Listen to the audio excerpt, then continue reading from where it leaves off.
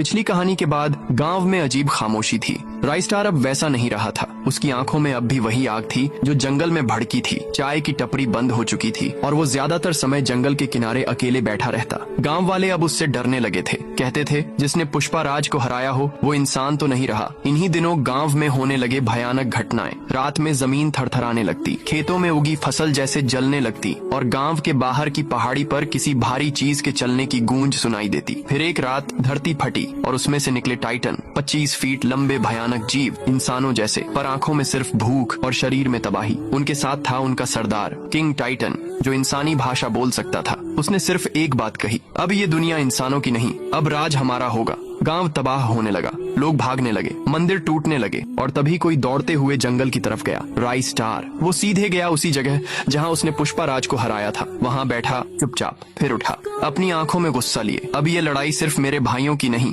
ये लड़ाई पूरे गांव की है। वो गांव लौटता है, लेकिन अब उसके हाथ में कुल्हाड़ी है, वही जो उसने पुष्पा राज से ली थी। जंगल की मिट्टी से लिपटी पुरानी लेकिन भारी टाइटन गांव पर चढ़ाई करते हैं। राइस्टार अकेला खड़ा होता है गांव के दरवाजे पर। टाइटन दहाड़ता है, क्या करेगा अकेला? राइस्टार जवाब देता है, जंगल ने मुझे अकेला भेजा है, पर याद रखना जंगल कभी हारता नहीं। जंग शुरू होती है। राइस्टार छाया बनकर दौड़ता है। टाइटनों का खून गर्म है, लेकिन राइस्टार का बदला उससे ज्यादा गर्म। किंग टाइटन से आमना सामना होता है। वो कहता है, पुष्पा राज गया, अब तू भी जाएगा। राइस्टार बोलता है, मैं पुष्पा नहीं हूँ, मैं उसका अंत हूँ। भीषण लड़ाई होती है, पेड़ टूटते हैं, आग लगती है और जब धुआं छंटता है सिर्फ राइस्टार खड़ा होता है, खून से लथपथ पर जिंदा। किंग टाइटन वहीं पड़ा है, मरा हुआ। राइस्टार फिर गांव नहीं लौटता, वो जंगल के अंदर खो जाता है।